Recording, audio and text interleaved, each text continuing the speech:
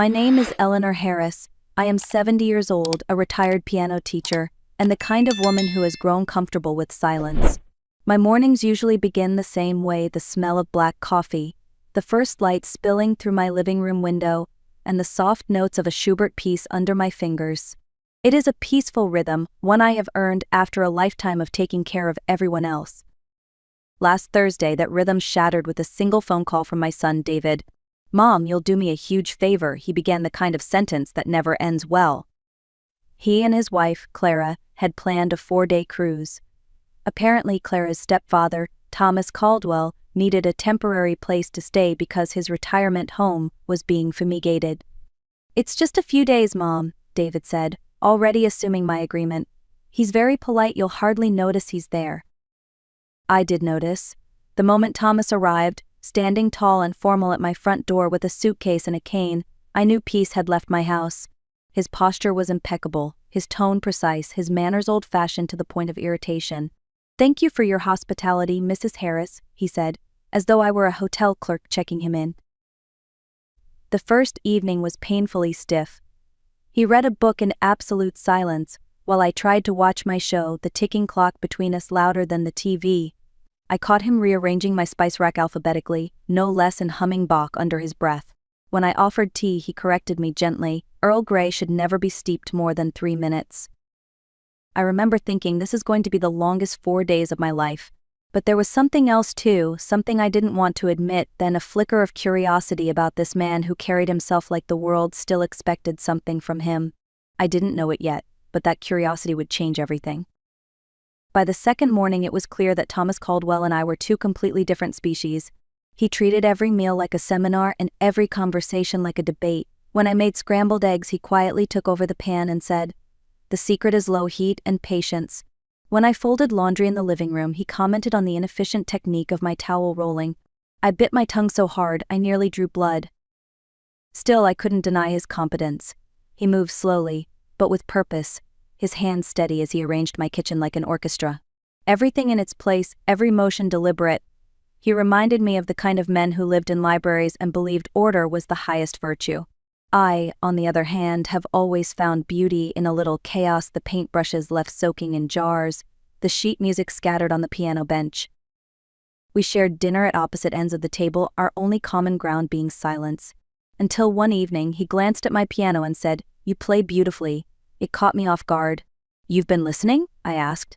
"It's hard not to," he replied. "You favored Chopin." My late wife adored him. His voice softened, just for a moment, and I saw something behind his formal exterior: grief, maybe, or loneliness wearing a suit and tie. I found myself setting an extra place at breakfast the next day, unprompted. The silence between us wasn't as heavy anymore. There was still distance, but something had shifted, a fragile understanding that maybe, beneath our differences, we were two people simply trying to fill the same quiet space. Neither of us knew it then, but our uneasy coexistence was only the beginning of a far more intricate dance, one that would soon turn from irritation to alliance. It was on the third afternoon that I discovered the truth. I had gone into the guest room to bring Thomas some extra towels when I noticed an email left open on Clara's tablet. It was from my son, David. The subject line read, "Let's hope this works." My heart sank before I even finished reading. "Maybe if they get along," Clara had written, "they'll keep each other company. Mom's been too isolated and Dad's stepfather is too stubborn to accept help. If they connect, it solves both problems." There it was, the real reason Thomas had been sent to me. Not because of fumigation or convenience, but because our children had decided that two difficult old people might neutralize each other. A tidy little solution to their messy, aging parents. I was still staring at the screen when Thomas appeared behind me. "Something wrong?" he asked. His voice was calm, but his eyes were sharp. I turned the tablet toward him. He read in silence, his jaw tightening with every line. When he finished, he exhaled slowly. "So," he said, "we are a project." For a moment, neither of us spoke. Then I saw it, the same flicker of indignation I felt burning in my chest. "They think we're problems to be managed," I said quietly. "Apparently," he replied, "they underestimated our capacity for strategy." And just like that, something changed between us. The awkward politeness vanished, replaced by a spark of shared defiance. Two people who had spent their lives being told what was best for them suddenly had a common mission. We could ignore it, I suggested. Or, he countered, a glint of mischief in his eyes, we could teach them a lesson in underestimating their elders. That was the moment our little conspiracy began. Thomas called it a social experiment. I called it payback. Either way, by the next morning, our plan was in motion. We started small. I sent David a short text, everything's under control now. The situation is evolving. No explanation, no emojis, just enough to make him curious. Within minutes, he replied, Mom, what situation? I didn't answer. The silence, Thomas said, would do the rest.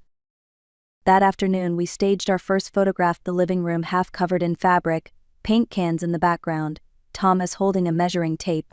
The caption read, making some changes around here. I hit send and handed him my phone. You're enjoying this far too much, I told him. He smiled. Revenge, Miss Harris, is most effective when disguised as productivity. While our children stewed in confusion somewhere on their luxury cruise, Thomas and I found ourselves enjoying the process far more than expected. He taught me how to sew proper curtain hems. I taught him how to make apple crumble without turning it into a chemistry experiment. Somewhere between the fabric scissors and the cinnamon, our revenge stopped feeling like punishment and started feeling like partnership. That evening, as I played the piano, I heard him humming along the same Bach piece he'd once corrected me for misplaying. When I stopped, he looked genuinely disappointed. Don't, he said softly. It's been years since music filled a room I was in. The words disarmed me completely. The next day, I sent another text to David, unexpected connection. We understand each other perfectly. A few minutes later, my phone rang nonstop. I let it ring. Thomas raised his teacup in salute. They're panicking, he said. Good. Maybe they'll finally realize we're not just pieces on their family chessboard. As the sun set that evening, we sat together on the porch, watching the sky fade to gold. What began as a shared act of defiance had turned into something else, an unspoken comfort, a rhythm that felt strangely natural.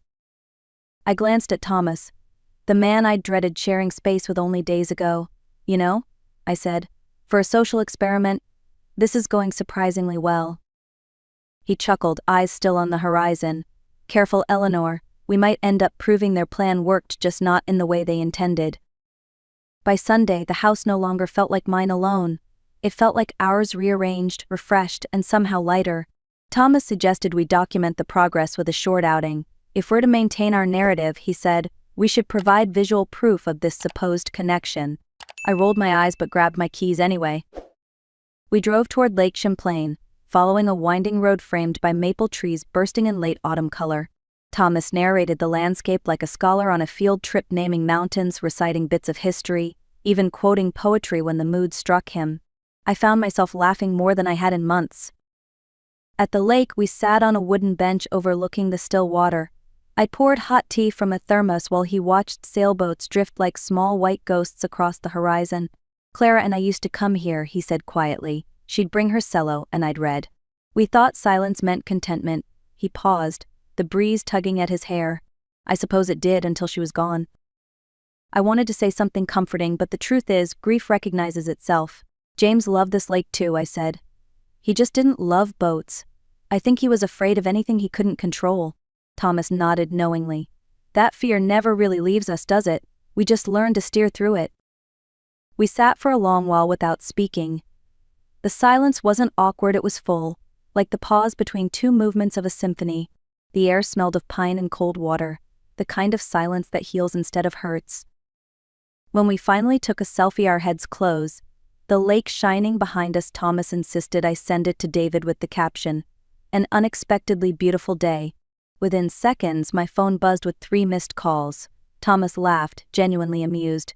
We've given them quite the storyline, he said. Driving home, the world felt softer. I realized I wasn't pretending anymore. Whatever this was, friendship, companionship, something unnamed, it was real. And for the first time in years, I didn't dread the sound of another voice beside me. Somewhere between the laughter, the quiet, and the autumn light, 2 lonely people had stopped being an arrangement and started becoming a connection neither of us expected. By Monday morning, Thomas and I had grown used to our strange new routine. We cooked breakfast together, finished sewing the last curtain, and shared long conversations over coffee that always drifted from philosophy to childhood memories. But we both knew the game couldn't last forever. David and Clara would be home that evening, and our experiment was about to face its final test. "They'll expect disaster," Thomas said as he tightened the last screw on the curtain rod. "So let's give them peace instead. That should confuse them more." I grinned. Reverse psychology. I like it.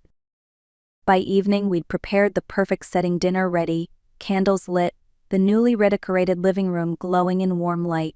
When the doorbell rang, Thomas whispered, "Curtains up." David entered first, eyes darting around the house as if expecting smoke or chaos. "Mom, you're okay?" he blurted. Behind him, Clara looked equally unsettled. "Your messages worried us," she said. "Fires, unexpected connections, and who redecorated the house?" "That would be us," I answered simply. "Thomas and I." "You redecorated together?" David repeated, his voice a mix of disbelief and suspicion. "Since when do you redecorate with strangers?"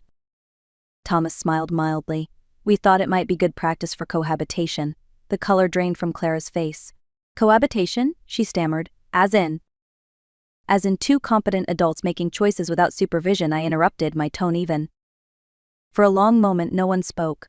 Then Thomas leaned forward, his calm voice filling the space. "We're quite aware of your plan. The cruise, the timing, the little arrangement to see if two difficult old people might solve your elder care concerns. Ingenious, really, if somewhat manipulative." David's mouth opened, then closed again. "It wasn't we just thought that we were problems to be managed," I said softly, "not people to be consulted." The silence that followed was heavier than anger. Clara's eyes welled up. "We just wanted to help," she whispered. "We didn't mean to offend you." "Intent doesn't erase impact," Thomas replied. "You meant well, but you forgot we still have agency and a sense of humor." David exhaled, the guilt settling in his shoulders. "You're right," he said finally. "We should have asked. I'm sorry, Mom. And Thomas, I apologize to you too." "Apology accepted," I said, smiling faintly. "And there's something else you should know." I looked at Thomas, who gave a small nod. "Your plan didn't fail entirely. It just succeeded differently than you intended." Thomas lifted his glass in quiet triumph. "We've discovered that two supposedly impossible people can, in fact, get along quite well. We've decided to keep seeing each other on our own terms." David blinked, then laughed nervously. "So, you're not mad?" "Oh, we were," I said, "but now we're mostly amused. You see, you wanted to manage our lives. Instead, you reminded us we still own them." Dinner that night turned out far warmer than any of us expected. Once the tension dissolved, laughter returned to the table, tentative at first, then natural. Clara complimented the new curtains. David admitted he'd never seen the house look this bright. Thomas, ever the performer, began telling stories from his years teaching theater, the time an actor fainted mid-soliloquy, the time a cat wandered on stage during Hamlet. By dessert, the air felt light again. When the dishes were cleared, David turned to me. "So what happens now, Mom?" he asked gently. I met his eyes and answered honestly. "Now I keep doing what I've always done, making my own choices. And if that includes seeing Thomas, it'll be because I want to, not because anyone arranged it." Thomas nodded, his expression thoughtful. "You may rest assured, David, our intentions are entirely autonomous. We're not eloping, merely exploring." His dry tone earned a reluctant laugh from everyone. The rest of the evening flowed easily. We shared apple crumble, exchanged travel photos, even discussed plans for Thanksgiving next month together, this time by mutual choice. When David and Clara finally stood to leave, Clara hugged me tightly. "You really taught us something," she said softly. "We thought we were helping. We didn't realize we were taking over." I smiled. "Help is wonderful," I told her, "as long as it's offered, not imposed." After they left, the house grew quiet again, but not the same kind of quiet as before. This was a comfortable stillness, filled with a hum of possibilities. Thomas poured 2 small glasses of wine and handed me one. "Well," he said, "our little performance ended with applause." I laughed. "Unexpectedly, yes. And maybe a standing ovation for both of us." We clinked glasses, the firelight reflecting in his eyes. Whatever name our connection would eventually take, friendship, companionship, or something more, it didn't need to be defined tonight. What mattered was that it was real, and ours alone. Outside, snow began to fall softly across the garden, settling like a blessing on everything it touched. Inside, 2 people who were never meant to meet sat side by side, quietly grateful for a plan that had gone beautifully wrong. When I look back now, I can't help but smile at how it all began: an unwanted guest, a careless plan, and two grown children who thought they knew what was best for their parents. They meant well, I believe that, but meaning well isn't the same as respecting someone's independence. Thomas once said something that stayed with me: the worst kind of control is the one disguised as care. At the time, I thought he was being dramatic. Now I understand exactly what he meant. People often wrap their fear in concern, fear that their parents might fall, make mistakes, or simply live differently than they'd prefer. But love without respect quickly turns into management, and no one at any age deserves to be managed. Our children wanted to make our lives easier. Instead, they reminded us we still had a life worth choosing, decorating, and sharing on our own terms. The irony is almost poetic. In trying to teach us responsibility, they learned what it truly means to let go.